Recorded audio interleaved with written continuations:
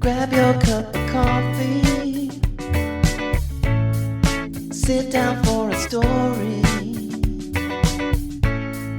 Let's all go exploring. Making it after 40. Making it after 40. Making it after 40. Hello, friends. Welcome back to the Making It After 40 podcast. I am your host, Lisa Rodriguez. I am an actor and writer who is still trying to make it after the age of 40. On this show, we explore what it means to be an artist trying to make it as a middle-aged person. Today's episode is with longtime listener and midlife career changer, Stephen Cannon. Stephen is an actor who is based out of Los Angeles, who had a whole other career as an opera singer before changing lanes and focusing on acting. Stephen shares with us the importance of celebrating all your wins, whether they're big or small, and the importance of making connections with other artists in order to help you further your career. Steve was humble and sweet and kind, and it was such a pleasure to have him on the show. And with that, please enjoy me and Steve chatting it up. So today on the show, we have Stephen Cannon. Stephen is a longtime listener, and he's an actor based out of Los Angeles. I've been following Stephen on Instagram for a little while now, and what I really like about Steve is that he seems like he's always going after something. Steve, you can tell me if I'm wrong, but I see you like busting accurate, your butt, I would say, every week on Instagram. I feel like, especially coming to acting in middle age, I don't want to waste a second. So even before I became an actor, I was always a big believer in, if you don't do anything, nothing will happen. So if you do something, that's your only hope of generating activity. So I take classes when I can. I self-submit for all kinds of auditions. I try to take opportunities that are adjacent to and helpful to becoming an actor. And so, yeah, I do. I keep myself very busy on top of, the thing we all do as actors, the prerequisite survival jobs, and trying to also live a life that has absolutely nothing to do with acting and finding that balance, which is tricky often. Right. But yeah, it's kind of the way I'm wired, I guess. Yeah. Well, I think that's good. I think that's appropriate. Something that you just said about we're going to get to your story because I don't know a lot about how you got into acting in middle age. So I'm super curious about that story. But something that you said just now really resonated with me. The manifestation type work that I do. They always say you can do all the meditations and all that stuff till you're blue in the face. But if you don't take a line to action, it's never going to happen. You still have to do your piece of the pie, And it's funny because I feel like that's an old notion that goes back even into Christianity where, they say you can pray and pray and pray. But if you don't take the boat when Jesus sends you the boat, then you're never going to get anywhere when you're, you have to do your piece of the pie. Absolutely right. You can't wait for it to happen to you. You have to do everything within your reach to move things in the direction that you want them to move. Yeah. And I think a lot of young people don't always realize that. I know when I was young, I didn't realize that. I was definitely one of the ones who thought I'd just get discovered and whatnot. That just doesn't happen in middle age. It's progress. I'm a little less delusional, only a little bit less delusional. Well, why don't you tell us about your story? I'd love to know how you came to acting as a middle-aged person. Sure. I'll try to do the streamlined version of this. Whenever I'm asked this, I feel like I give a novel-length answer, so I'll try to keep it to, of a 5-page short story answer. I was born in rural Ohio, about an hour outside of Columbus. Well, I was born in Columbus, raised about an hour outside of Columbus in a rural town called New Lexington. And even though the focus there was mostly on sports, as it is in a lot of rural communities, it's the whole Friday Night Lights thing. That was our town as much as any other. Mm-hmm. And, football was the main event. And if it was a different season, it was basketball or, it was baseball. It was never so much a focus on the arts there. But in spite of that, I found my way into theater when I was 12, I want to say, right at the end of 7th grade. And I did it for fun. I didn't think I was any good at it because I always got the character parts. I never got the leads. Little did I know in my naivete in my teenage years that the people that get the character parts are being asked to do something more challenging in a way. But, at that time I thought, oh, I'm no good at this. This is just something I do for fun. Yeah. With my friends. I'm not going to be an actor. So music was my thing. I was in band. I walked in my freshman year to join band, and I told the band director that I'd like to play saxophone. And he said, okay, great. Here's a tuba.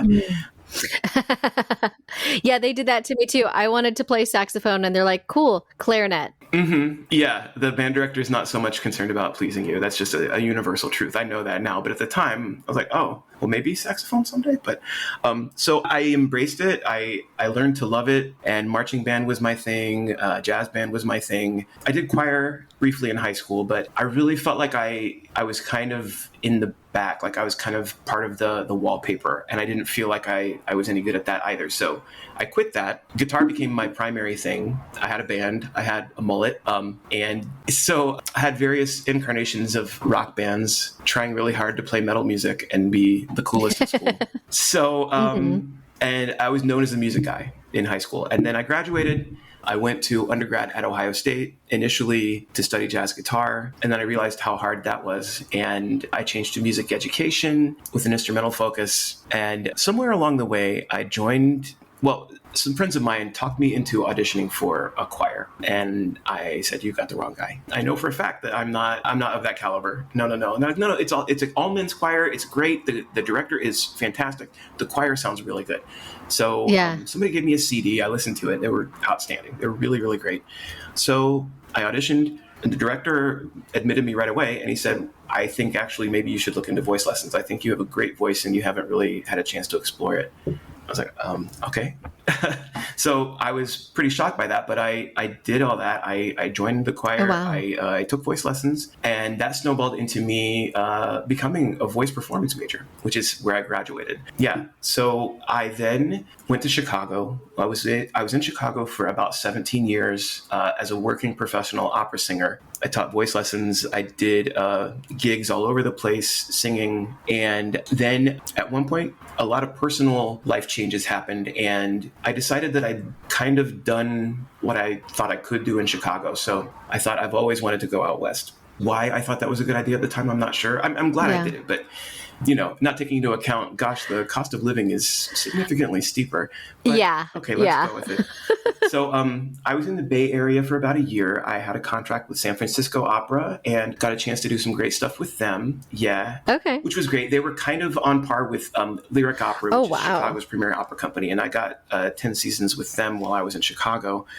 So I did the season in San Francisco with San Francisco Opera. I lived on the other side of the bay near Oakland. And I loved the work part of it, the singing part of it, but something about living there, it didn't feel like my thing. So I came here to LA, not knowing that not only is the opera community in LA a little smaller, but there are more singers fighting for jobs. So to come into a situation like that, I mean, I have this great amount of experience that I'm bringing with me, but nobody cares. Yeah. Anything with acting, you could show up at a supporting audition for like a great TV show and say, I have a conservatory acting degree, and I studied with blah blah blah blah, and they're like, okay, great. Well, we've seen all the people we're going to see for this. We're not going to see you for it. Yeah, it's like nobody cares. So yeah. But can you say, sir, here's your coffee? I mean, I know you did your conservatory training, but can you say exactly? Yeah. So I landed here around 2018. And I did do some work, some classical music work, some opera work. I did a little bit of work with LA Opera and some smaller companies around LA, Orange County. And it was great, but the pandemic hit. And I thought, what do I want to do with this that I haven't done already?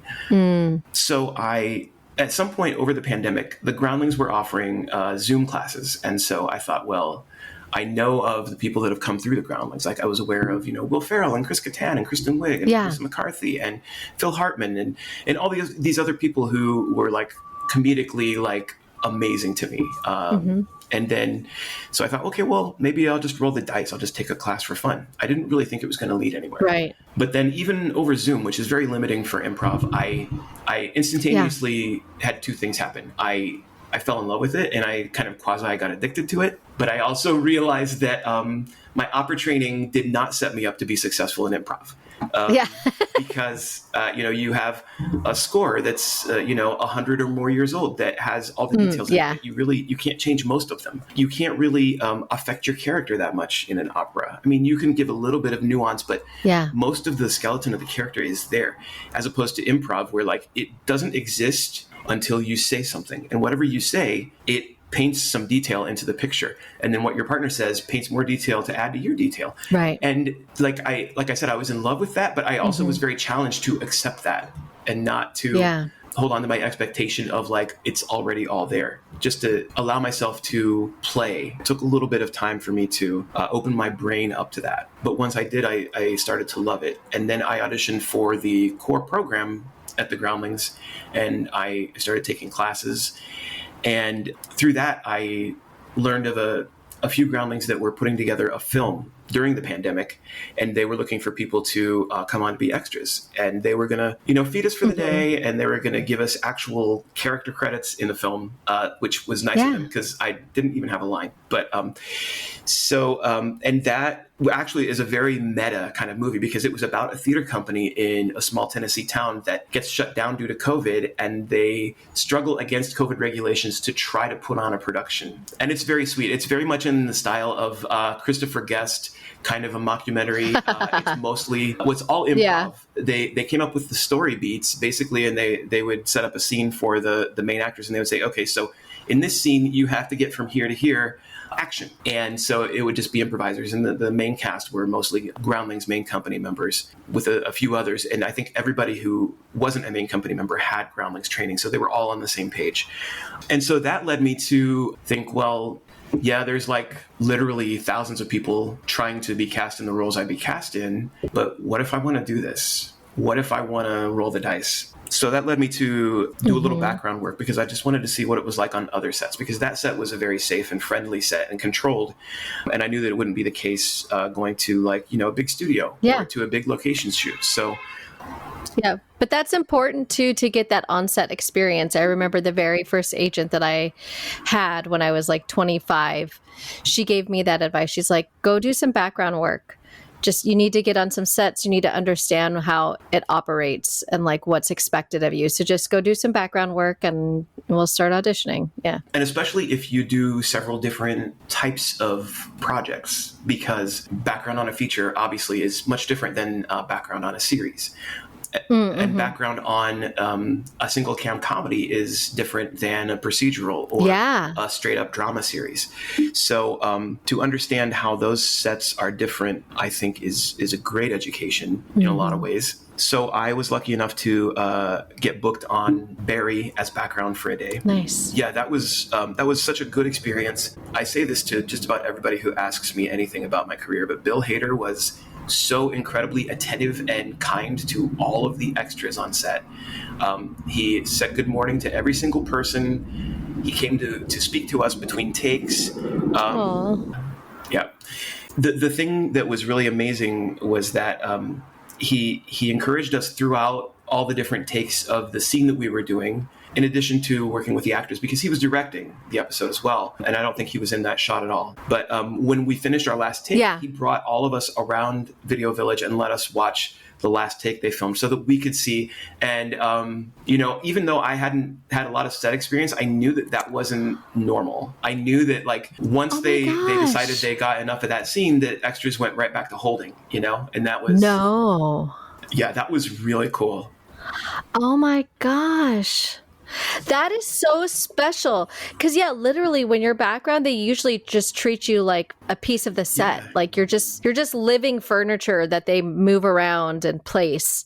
So that is really cool. Wow. That's a special experience. It is. And I treasure that because I admired him prior to that. But of course, that just elevated my admiration for him and who he is as a person. So that was my first time being on a set like that after deciding I was going to pursue acting.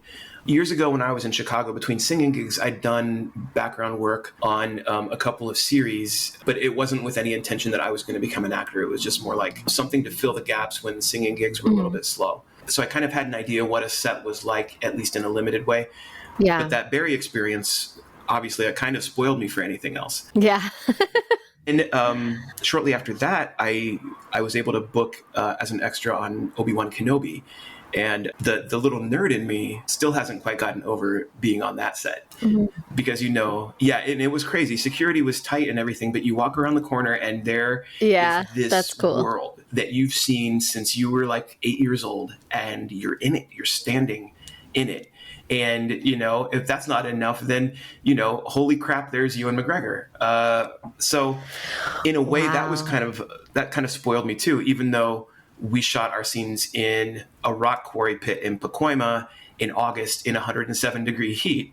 Yeah, and we were essentially wearing burlap because, you've seen the wardrobe you tend to see in Star Wars. Holy we were cow. on a desert-looking planet, so burlap it was. And then I managed to book a few months later on a series called Super Pumped with Joseph Gordon-Levitt, which was a series about the founder of Uber. And that was a different experience altogether. That was some location shooting.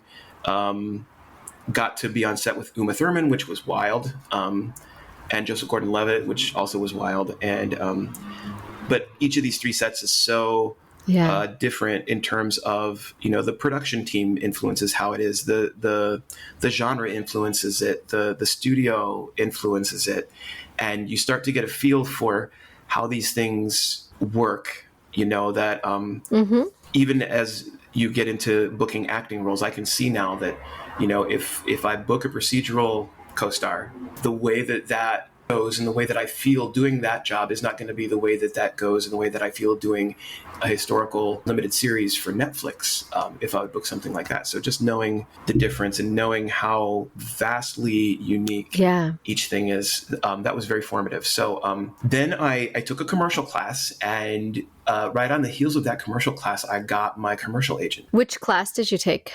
This was called, oh my gosh, the exact name of the class is going to escape me, but it's the level 1 class with Keep It Real Acting, which is Judy Kane's program. Oh, I don't think I know. I've heard, hey, I saw your commercial, Killian's class, Allison Horns and Ross Lacey, they have a class.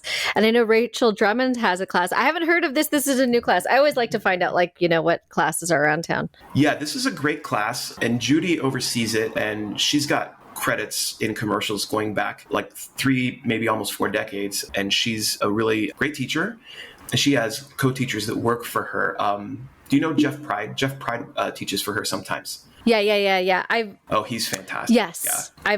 I want to get him on the podcast too. I'm assuming he's 40. I don't know. It's always so hard to tell with some people on Instagram. It's like, I hope you're 40. Please don't be offended that I asked you. I'm pretty sure he is. Yeah. I've been in a class with him on Zoom, and I've talked to him once in person. I'm pretty sure he's like in the range of appropriate for your show. So, but yeah, she has a great program there. And the final class of that basic commercial series, she brings in an agent or a manager to have you audition for them and for them to give you feedback. And that's how I got my agent. My agent was the agent for the last class. Oh, great.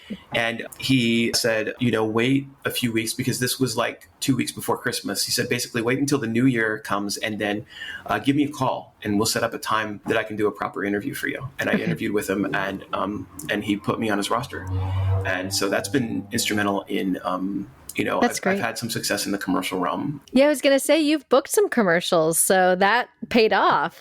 Yeah, I've been lucky to have 2, and it's only been about a year and a half that I've really been auditioning for things formally.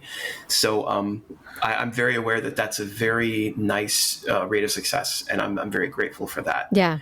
And so that led me to where I am now. And of course, through all of that, the Groundlings classes continued. I also took some classes with UCB just to see the other side of improv, how they interpret things. Yeah. Because improv is just wild. I mean, we could probably do an entire episode talking about how different improv is, from people that either do UCB or Groundlings, or they did Second City when it was still here, or IOS when it was still here, or so many other things. And there are some other great schools that people don't talk about out there now too. Mm-hmm. Improv for the People is a really great one. The PAC has great classes, I hear. Yeah, and West Side Comedy. A lot of my Second City friends went to the PAC. That makes sense. Yeah, from what I've seen of the programming at the PAC, that definitely makes sense, because it does have a hint of that flavor, I think. Yeah. What did you think of UCB? Like in comparison to Groundlings, I really enjoyed the fact that the focus is on the structure so much more. Whereas, I feel like the beginning of the program for both UCB and Groundlings is very similar because it's just the black and white, the concept of yes and. How you learn how to not deny your partner, how you get the information out, how you try to make the scene mean something. Getting those like really important essentials together. But then I think UCB starts to talk more about, okay, so he's the unusual person, you play the straight person. And then we structure it like this, and this is how you try to wrap the scene up. And I don't think the Groundlings focuses on that so much as they do on embracing the character, embracing a big, unusual character that still has a lot of humanity to them, and to committing to the emotion of it. So I feel like they both give you amazing information. And I think that if you're able to take some information from both sides, I think it makes you that much of a better improviser. That's strictly my opinion, of course, but that's what I've found. Yeah. Absolutely. Yeah. No, I think a well-rounded education is always helpful, and I think you can take pieces from each school that really kind of fit you, and then you leave the rest. You take the things that kind of serve you. Yeah. Yeah, absolutely. And so as far as acting then, in the year 2022, I started off by booking that first commercial. And that was for a regional medical imaging company in St. Louis. But it didn't really matter. I was just like, I booked a commercial. I was so ecstatic. And it was really surreal. It took me a while to like fully take it in. And then over the summer, I booked a student film as a lead. It was a short, about a 10 or 11 minute short film. My first lead on any on-camera project. So that was great. It was frightening for a bit, but it actually turned out really well. And that was this great program that Ohio University has, where they bring students out from Athens, Ohio to LA twice a year, and they assemble them into a film crew, and then they cast LA actors, and they make these short films that are fantastic, actually surprisingly good quality, especially coming out of undergrad students. So that was great, and that gave me like some great footage for my reel. I'm like in the desert, wearing a wife beater, having a gun pointed at me, which isn't like how I prefer to be like seen if I'm trying to glam myself up, but for acting purposes, it's rich, it's great. And so then I shot a role for a feature that hasn't been released yet. It's kind of an independent feature that fall. And then I booked my next commercial, which was a Stater Brothers commercial, which I think might still be airing. I'm not sure.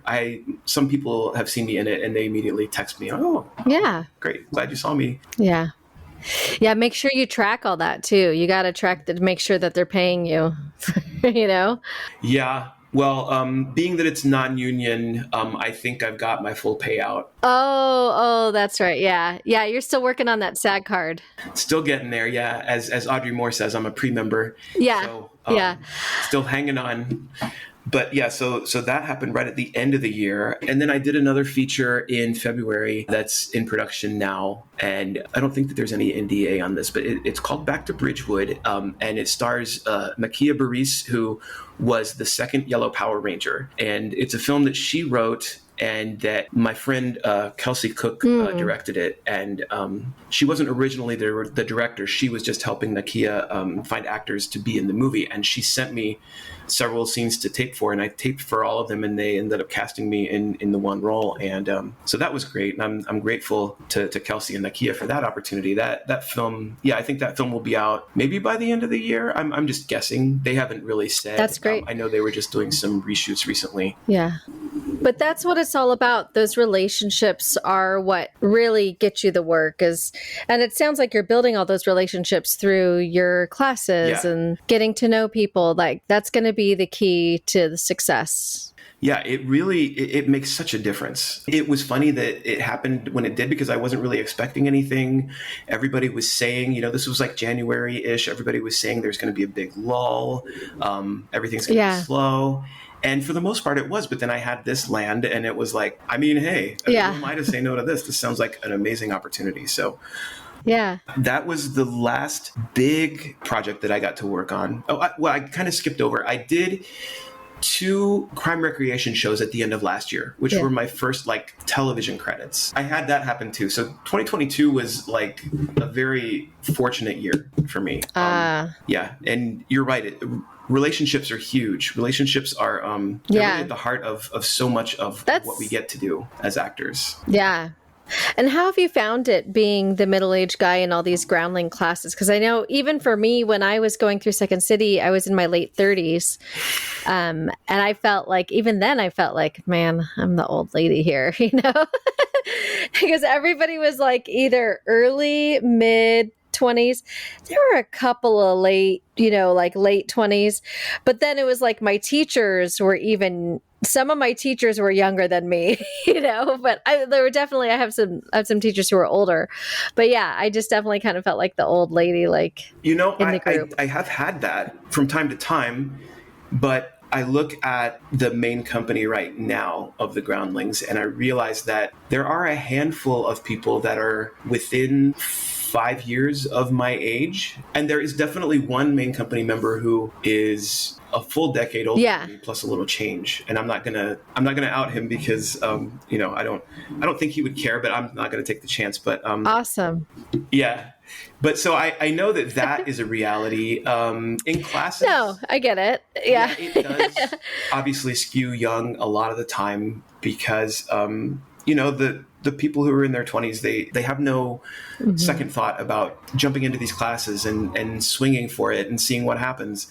Whereas, I'm like, oh gosh, if I have a 10-to-1 class and then I have to have my work done by 5 and then I have to make sure that I start dinner by 4:30 and my girlfriend will be home and I got to be sure I did my breakfast dishes before she's home and the dog has to go out. And, oh my gosh. And did I change my oil? Is my oil due for a change? And you get like into this whole thing, whereas like when you're in your 20s, you're just like moment to moment and stuff just kind of gets done somehow. Yeah. So yeah. You're like, oh wait, the 20-year-olds are thinking, did I pay my registration? I think that was due 3 months ago. They are, like that's their only concern. Yeah, the sense of urgency of a 20-year-old is something that I definitely miss because, reality is definitely more present these days. So yeah. How do you think they I will say my classmates, I was like trying to think, it was like cohorts, no, colleagues, maybe classmates. They were all like very welcoming. I think they nobody ever made me feel like you are the old lady. That was all me. That was all in my head. They were all very much down to play with me and see what I brought to the table and very encouraging of me and my growth and wanted me to play. And it was hard for me when I first got into improv. I was just so worried about doing it wrong or looking stupid. And even though I wanted to play with full force, it was I was insecure. And I kept getting that note from my teachers, you got it. Just drop the insecurity, drop the insecurity. I'm like, God, is it still showing that much? I've had a similar experience in terms of the welcoming, sort of a mood surrounding things. Nobody has really ostracized me because I'm Grandpa Groundling or whatever. Grandpa Groundling. Oh, that's got to be a character. I mean, I'll keep it in the back of my mind. I'll write something for him in class next week. But it's been really amazing how generally everybody, especially, well, I can't speak to other programs because I haven't gotten as far into them, but with Groundlings, as you move further and further, and as it becomes more and more elite, people are incredibly supportive. They're incredibly empathetic. And that includes the instructors. I've been really blown away at how personally vested the instructors get as you go further and further through the program. And it could be too that I've just been very fortunate with some instructors who are not only really fantastic teachers, but amazing people. But it's amazing because the pressure starts to mount, as you get higher and higher, but everybody is there to see everybody else find all the wins they can find. And I think that's remarkable.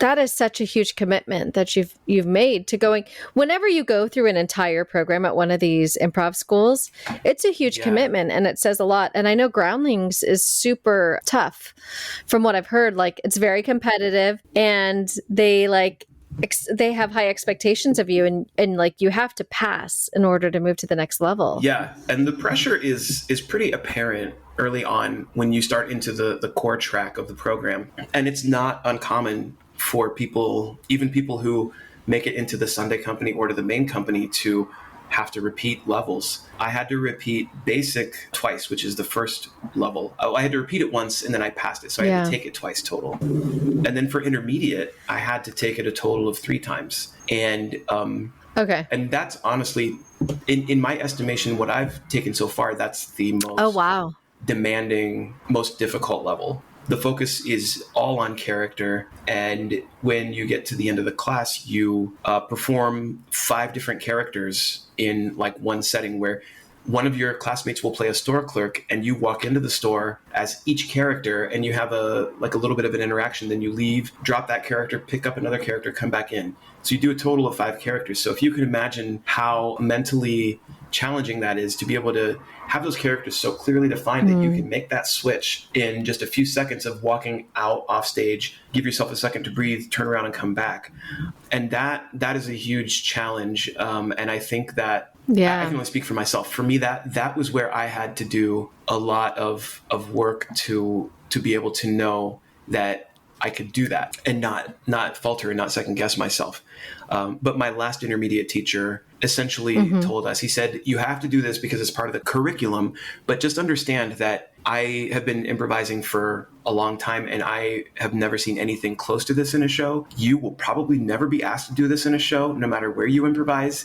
So this is really just a challenge to see how well you rise to the occasion. And when I understood that part, and I understood that it wasn't about the result, which I think that kind of universally applies to acting, it shouldn't ever be about the result. But we always revert to that in our heads because we want that result. We want the booking. We want to go on in a program. We want something to show for the work that we did, you know? So it was challenging, definitely. And then the third level it used to be called Advanced Improv, and now it's called Improv Lab. I took that actually just a few months ago, and I passed that level. And so that was the end of the improv portion of the Groundlings program, in a sense. Now I'm in the writing portion. I started Writing Lab this past week, and it's a whole other set of challenges. Yeah, it's wild because I don't have a lot of writing experiences. I've taken 1 or 2 very quick, like 4-session writing classes for sketch writing. So this is like flipping a huge switch and turning in a different direction. And it's been an interesting challenge just in 2 class sessions so far. But I love to be able to learn this side of things because I'm just so attracted to comedy. And I think that comedy is so much more of a challenge than drama. And I know that people have opinions about that. But I think when you get a dramatic script, if you commit to your character and you make the emotions real and you actively listen to your partner in the scene and you respond in kind, I think you've got most of what you need. Whereas with comedy, it's like, okay, well, what kind of comedy is this? Is this a sketch to be done on stage? Is this single cam where you get to wink at the camera sometimes? Is this multicam where it's like you have to have your rhythm? And if you don't have your rhythm, it dies on the vine and nobody's going to laugh because most of the laughs are actually from the pace of how you do this, they do that, they do that, you do this, laugh. But I love that challenge of comedy because I think in the world we live in right now, I think we need comedy most of all. I think so too. I think comedy has the potential to allow for so much healing for people, you know? I mean, I think when you think about when you're going through some of the hardest times, like, do you want to sit down and watch another drama? No. You want to watch something stupid to take your mind off of whatever it is you're going through, you know? And I think, like you said, I agree. I think comedy is way harder than drama. And I think most casting people would agree. They'll say like, oh yeah, if you can do comedy, then I'm not worried about whether or not you can do drama. Yeah, I think that's probably true.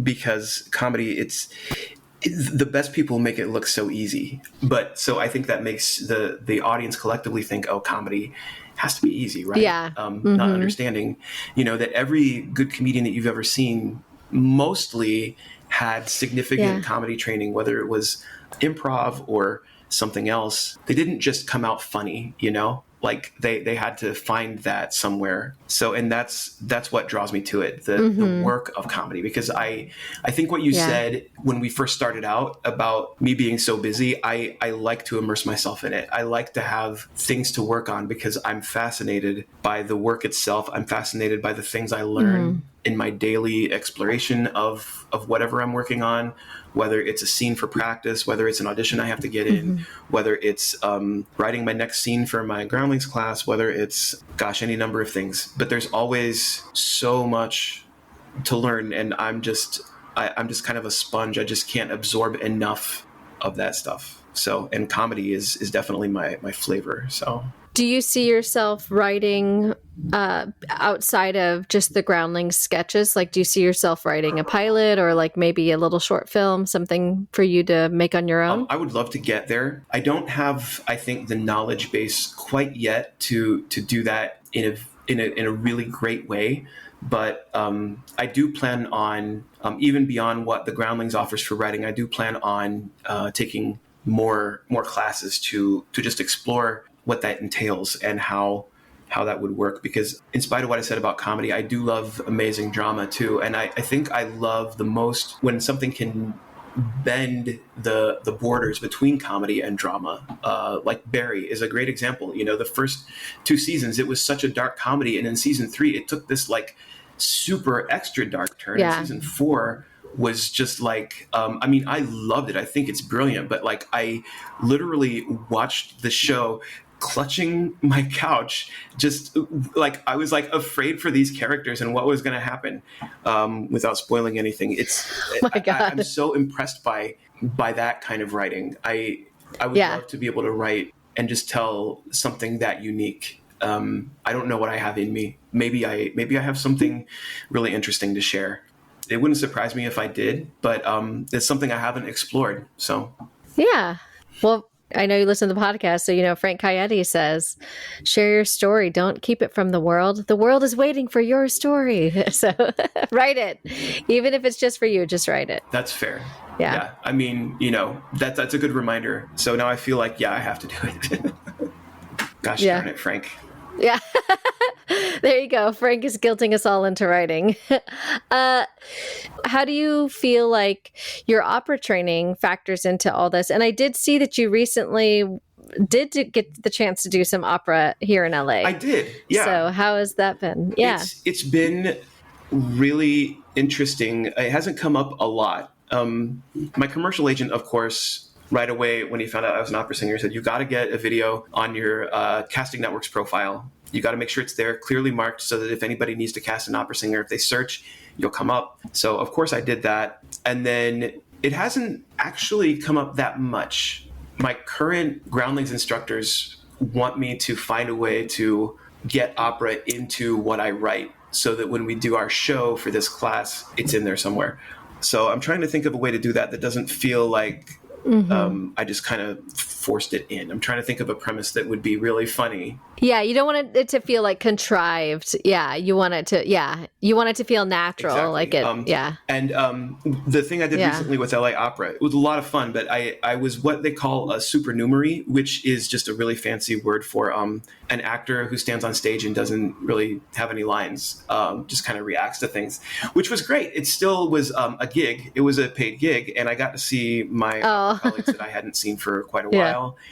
So it was like a lovely little reunion. And tentatively, I'm open to going back next year. They haven't made any offers yet for us. So, but it was nice to be back in a familiar place. And I would love to explore how I could. I actually have some ideas. I have an opera singer friend who is also exploring. I don't know that he's gone too deep on acting yet, but I think he's about to. But he has done some classwork at UCB, and he has started doing stand-up gigs all over town and just kind of making a whole set about being an opera singer. And he's great. His name's Todd Strange. Hi, Todd. Little plug for you. And he and I have talked a little bit about, with another singer we know who's also an improviser, getting an opera improv troupe together. Oh yeah, because there's the musical improv troupe with Callie. Is it Callie Elliott? I know them all from like seconds. I mean, I know of them. I don't know them personally, but they're friends with my friends, and I've seen them perform, and they're amazing. Is that the same one that Gabe Greenspan is in? Think so. Yeah, I love that. I think that's so brilliant. And musical improv isn't something that I think is being explored too much. So I'd like to take advantage of that, especially a niche thing like an opera improv group. The biggest challenge is going to be to find a pianist who can improvise an opera accompaniment. And so we're kind of talking about how that might work, and we're batting around names of some pianists that we might talk to accompany us on our shows. And once we kind of have an idea how our show is going to run, we'll try to shop it to like the Clubhouse, maybe the Pack, and see if they would give us a slot just to do like a 15-20 minute set here and there, and to build up a little bit of an audience and see if people think it's funny or if they're just like whatever. Yeah, exactly. Yeah, I think that sounds like fun. I think that's neat. I don't know. I think it's, to me, when you can improvise music, like that's just beyond wow. I don't know how people do that. That's always just incredible to me. I took a class actually very recently with Phyllis Katz. She's one of the original Groundlings, and she does a musical improv class every so often. And she brought it to the Groundlings because in June, the Groundlings have these master classes where you can just drop in, you pay like $50, and you get like a 3-hour class with somebody who has a very specific topic. And so she did musical improv, and it was very eye-opening to see how somebody who's been doing musical improv for a while conceives of it, and how they use certain structures like, this many syllables or this kind of a rhyme scheme, and to kind of make that work. So I hadn't thought about it like that. It's like a whole other puzzle piece to play with. I really think that could be a great thing if there was more musical improv around town. I don't know how it is in New York or Chicago, but I feel like there isn't a whole lot of it going on in LA. Yeah, I only knew of the one group. So if there are more groups in LA, I don't know of them. Yeah, I don't think there are. I think there are classes, but I don't think there are a lot of standing groups.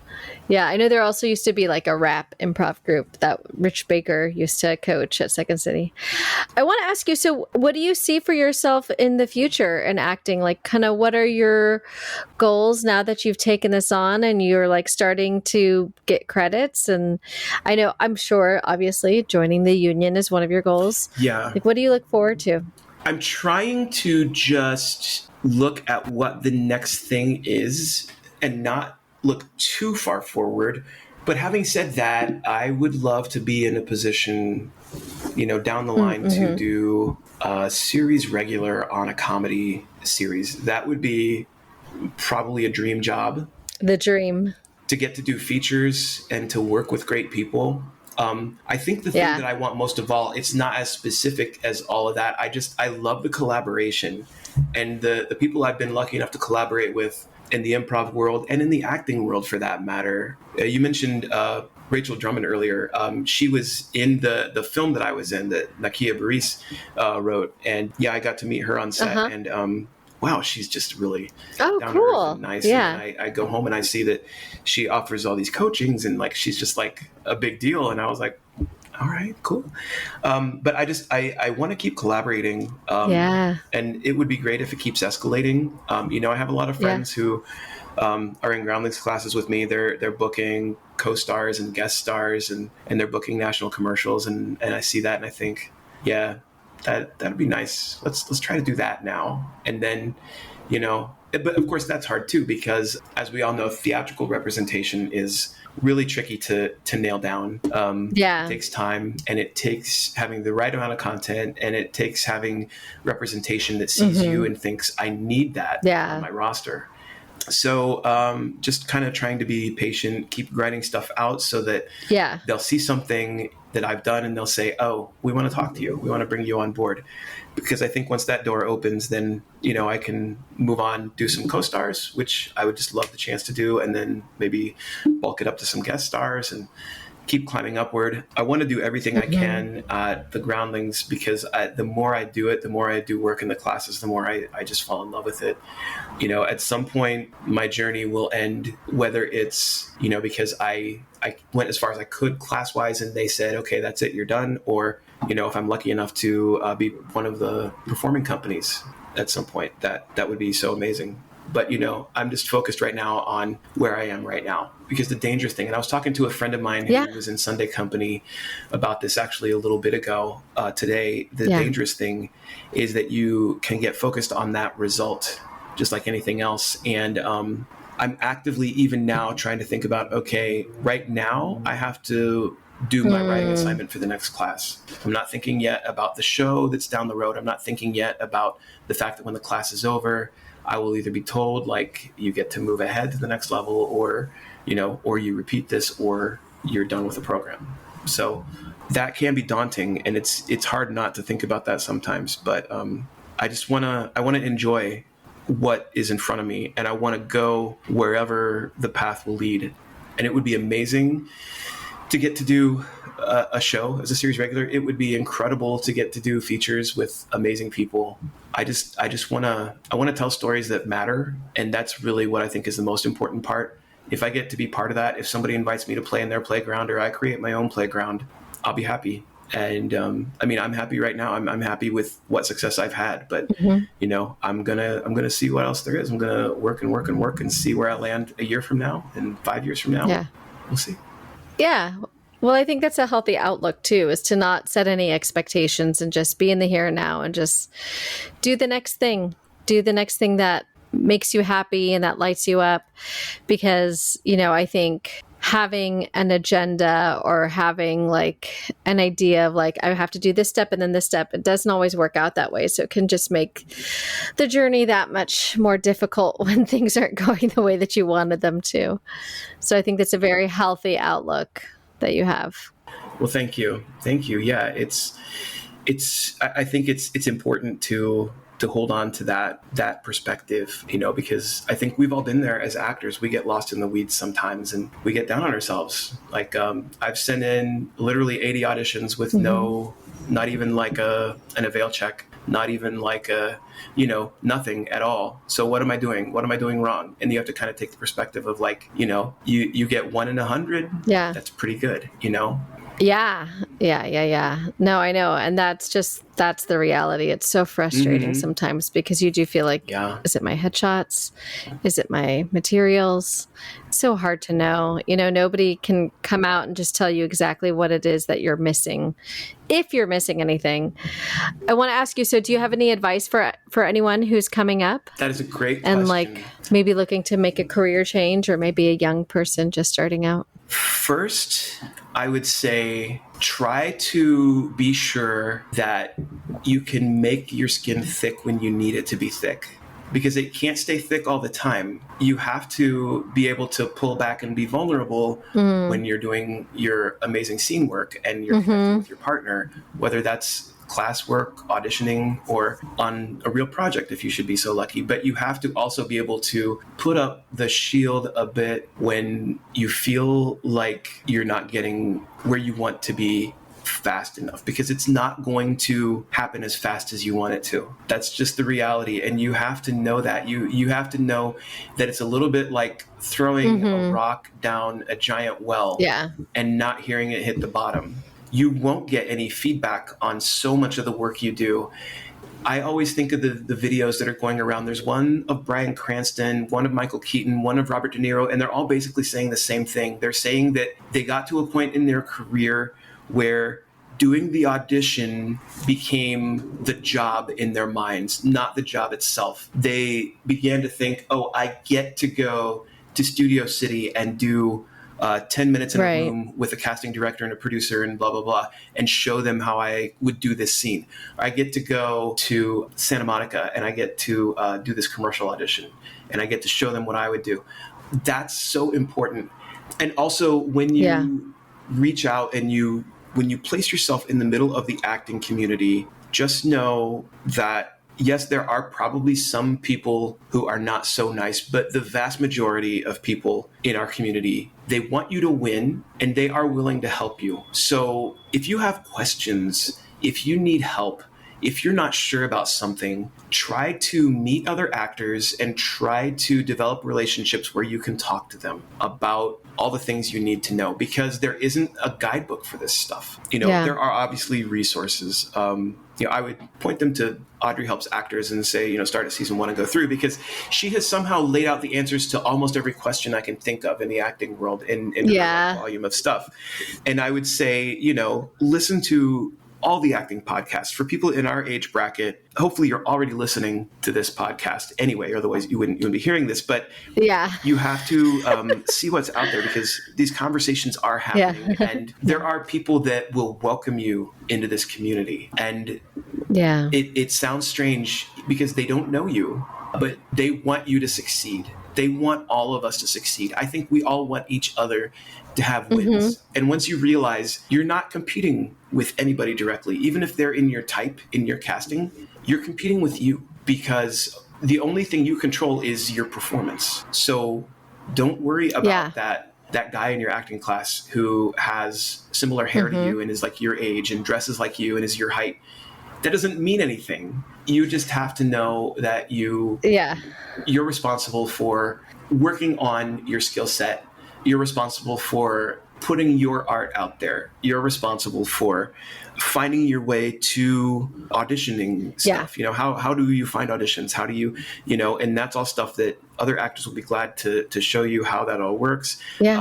Get yourself to casting director workshops. Get yourself to places where you're going to be seen. And it's okay to have bad days. It's okay to have bad months. Some people have, unfortunately, bad years. I think you just have to, you have to know that this is a whole crazy world that you're jumping into. And in spite of the fact that it's so tough, generally, I think everybody wants you to win. Yeah. I think so too. I think you made a really good point too about like your only competition is yourself, because it's true. Like you might have a lookalike, someone who has similar features, same age bracket, whatever, but they're not you. And for the commercial or the part or whatever, they might be looking for you, and that guy is not you. So even though he gives a great read and he had a great take on the character, it just wasn't the character was supposed to be about, but you have it. So it's really is like, so much of it is not even about whether or not you made a good choice or you did, like the trick that is gonna, like make you stand out. You can stand out, but you're still not the right person for the role. That you just don't have the vibe or the energy or whatever. Yeah, that's a hard lesson, I think. But I think once you understand that and you accept that, then you can kind of let go of so much tension and so much worry. Because, sometimes it doesn't matter how amazingly you do your audition or how great your self-tape turned out and how cool the performance is that you put on the self-tape. You not getting it almost always has zero to do with you not being good. It has to do with the other person did a thing with their eyes that they were like, oh, that little thing with their eyes, that made me think of blah, blah, blah. And that gets them the role. That's just a choice that they made or a tick they have or something that happened to be what caught their eye, and it's like that. And you'll never know why you got the no's. In fact, you'll probably never know why you got the yeses. It's just, you just get out there and you do it and you don't look back. Yeah. I think that's hard too. You have to, when you start out, you have to train yourself to stop thinking about it after you hit send on the self-tape or after you walk out of the room if you're lucky enough to walk into a room to audition. Take a deep breath, throw out your sides if you can. Just I know leave some it, people like leave to it all hold on to them. behind you. I like to throw them out because to me that symbolizes like we're done. Like I find that trash can right outside in 200 and I just okay, me too. Let's get out of here. Yep, done. I also think being middle-aged helps with that because you have so many other things that you have to get back to your, like, this was just like a moment where you got to play and have fun and like, okay, now I have to get back to my life, which has like a million things running at once. So that gets better. That's an easy thing to take into middle age, Yeah, no, it's true. Yeah. The last in-person audition I had, I was coming out of 200 and I parked illegally behind the building. Like, I think that there's a Rouse attached to it. So, but I came out and I was like freaking out that I was going to be ticketed, but there was no street parking because they had part of the street blocked off for maintenance or something. So I was coming out, I was freaking out. I was getting a work call that I had to take while I was trying to drive back to Glendale from Hollywood. So I didn't have a choice. It was like I had to like just be done with those sides, throw it out and deal with life. You're right. Like, we do have that advantage because nobody's going to take care of us. We're taking care of ourselves and probably other people. And we got to just be able to let it go and do that. So, yeah. Just out of curiosity, what do you do as your day job, your side hustle? I should say my main hustle, but yeah, it's kind of a side hustle. I work for a company who provides services for people who have developmental disabilities. Yeah. Mostly they're on the spectrum. I'm an administrator for our office in this region, which kind of covers Glendale, Burbank, Hollywood, up until like a little bit of Beverly Hills, I think, and Koreatown, downtown. And so I kind of manage everybody's documentation and things like that. So it's nice because there's a lot of flexibility in it. Okay. Yeah, it's pretty lovely. So I've lucked out with that. Sometimes I think, that's like, great. Should I get something different? Like, no, because if I did something different, I couldn't, do my Groundlings classes. I couldn't have the chance to do other acting classes, which I've been out of for a while. I really need to get back into scene study sometime soon. Oh God, me too. I know. I've been meaning to get into scene study all year, and I'm about to change jobs. So I'm hoping, like, maybe it's funny because my last scene study class I took at the end of last year, and it's like, oh my God, we're already in July. So I'm hoping that maybe in the next, like in the fall, like Q3, I'll be able to get back into scene study. I don't know, but I've also been thinking, like, I kind of want to take some voice lessons. I've been really missing singing. I kind of feel like that's what my heart needs right now, is just to like sing. So I don't know. I'm just trying to really, I'm at this point I'm in a season, I guess. I'm in a season right now where I'm really just trying to like follow my heart and follow my intuition.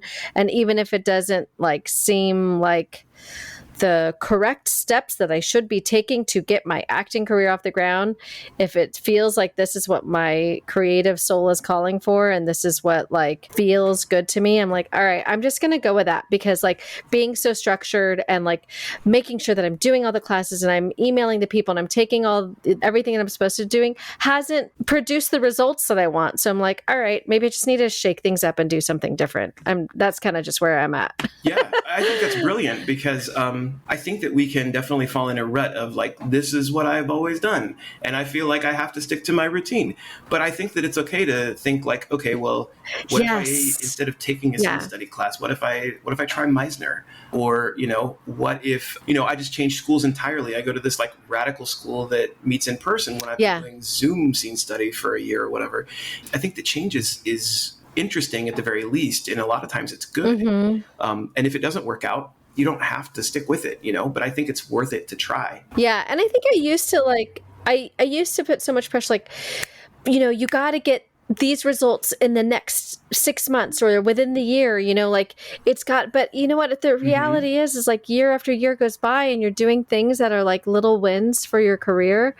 And it's not going to be like a linear thing, so me taking 6 months off of scene study to go do some singing classes or something, it's not going to make or break my career. 6 months later, Hollywood is still going to be there. Well, maybe. I don't know. We'll see how these strikes work out. But there will still be a stage, at least. There will still be opportunities to act and feed my creative soul in that way. Like, there's Absolutely. No deadline for when I have to start making money for my career. So that's kind of where I'm at. Yeah, and that's absolutely right. What you said struck me, the linear comment, because I was in a scene study class last year for the second half of the year, and I really loved it. If it wasn't for time, I'd still be in it. Our teacher was wonderful, and one of the other actors was frustrated because she didn't get out of herself what she wanted. And whatever it was that she was focused on, she felt like she had really nailed it the previous week. And then she kind of fell off and didn't do it well that week. And the teacher, just without missing a beat, he said, oh, you want acting to be linear. And I don't know why that just felt like we all got hit with this wave of like, oh, right. Yeah. And yeah, that can be so detrimental though, if we lose track of that. And suddenly it's like, wait, am I getting worse? Yeah. No, you're working on it. It's not going to feel like it's always climbing on the mountain. It's like you climb a few steps and then you might slide because the rocks aren't steady. And then you climb a few steps more and you do get ahead, but then you're going to slide a little bit more. And you just have to be patient with the process and be patient with yourself. And that's hard sometimes, but you have to. Yeah, 100%. Yeah, I agree. I think that can be applied to a lot of life. Well, let me ask you my final question. What does making it mean to you now versus when you were younger? So what does success look like to you? That is a really good question. When I was in my 20s and I became a professional opera singer, making it to me meant making my entire living from singing and singing adjacent things, which I did for a long time. In fact, about 20 years, I managed to do that. Yeah. Now, as I've shifted my perspective on so many things in life, I would say that making it would mean that I am actively collaborating with somebody on something at all times. And if I'm not, it's because I'm choosing to take a break. And that I am working on something that will be presented, either something to be performed live, something to be put onto film or to tape that I will eventually share with people. I think that if I hit that, I'll feel successful, and the rest is just gravy. Yeah, I mean, I'm not setting the bar super high, I know, but that sounds great. I feel like that stuff will come. For a lot of people, and maybe it'll come for me, but it also will go. And we have to be ready for that. This reminds me of another. I watch so many YouTube videos of actors. Tom Hanks is doing a roundtable with a bunch of other actors, and he says, when you're feeling low as an actor because you're not getting the work, you feel like nobody sees you, you feel like you're the worst actor in the room, this too shall pass. Yeah. When you book an amazing movie and it is the #1 movie at the box office and it's setting new records, this too shall pass. So we have to remember the transient nature of everything that we're doing. If we are lucky enough to have things that are seen by a lot of people and that measure us as a success in other people's eyes, we have to kind of be sure that we define our own success, I guess. Yeah. No, I think that's important, because if you define it by other people, you're never going to be happy. And if you define it by materialism, or like you have to get to these goalposts, I think that just leads to disappointment. But if it's more of a feeling or more of like an internal thing, I think that's where you're going to find the contentment or the happiness. Yeah. I think that's crucial. And again, that's why I think it's so important to have a life that you are happy with, that has nothing to do with acting. Whether, you're a single person and you just have a really great friend group, or you hang out with your family a lot. Yeah. If you are lucky enough to find that significant other who cares about you enough that they tolerate your weird Zoom classes in your living space, and they go to your live shows and they laugh at you, or they're honest enough to tell you when you weren't funny. And that's great. But I think that you have to know for yourself. And I think that just takes searching on your own terms, like what would make you happy, that takes you away from self-tapes and obsessing about casting and thinking about what your next class is going to be and wondering who booked that job that you really wanted, just to say, I have this other thing. I'm going to go do this. I'm going to go do this and be happy. I can come back to all this stuff in a few days. I don't have to deal with this for a few days. So I think that's so crucial. And I think that's what a lot of actors miss. And it's easy. I've done it before too, where I have all those things, but then I neglect it because I'm so obsessed with like, I got to get all these auditions done.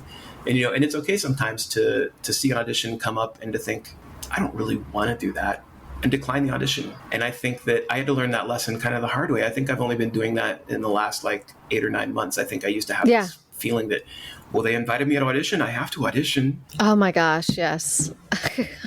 I know that feeling. Yeah, it felt shameful at first, but then once I did it, the first time I did it, I realized they don't care. They probably got, at least 10 other tapes to look at, if not more. As long as you decline it, you actually decline it so they can offer the opportunity to somebody else, then you're good. Yes, definitely decline it first. Don't just let it sit there where you've confirmed and then the audition deadline passes and they get nothing from you, because then they probably won't ask you for a tape in the future. Yeah, exactly. Yeah. Well, Steve, this has been so great. Thank you so much for making time to chat with me. And thank you for being such a loyal listener. I really appreciate it. Yeah, of course. Thank you for allowing me to come on here and to ramble a little bit about acting and all things adjacent to it. It's been a real treat. And yeah, I've loved talking to you. Yeah. Okay, well, where can people follow you? Almost forgot. Oh, no, that's great. I'd say the best place to find me right now is on Insta. My main Insta is at actual Steve C. And then my self-tape account is connected if you want to see all the auditions and the practice that I'm doing. If you're really into that, if you're a big acting nerd like me, I love to go to other people's self-tape accounts and just watch. And I'm just like, oh, that's so cool. Yeah. This is a learning tool. But right now I don't have a website. So those are the best ways to find me and to see what I'm up to. A lot of people would say you don't even need one. So I think you're fine without one. Yeah. I've been dragging my feet on it because I feel like they're kind of going by the wayside these days. I think so too. Yeah. I have one, but yeah, it's like people aren't really keeping them up anymore. And no. Like, the last credit for a lot of people is like 2017. And I'm like, what are we doing? I don't want to put like $30 a month into this. This is not worth it. Yeah. No. Well, it's been awesome talking to you. Likewise. Thank you so much, Lisa. We'll talk again soon. Can't wait. Thank you all for listening to this week's episode. You can follow Steven on Instagram at actualstevec.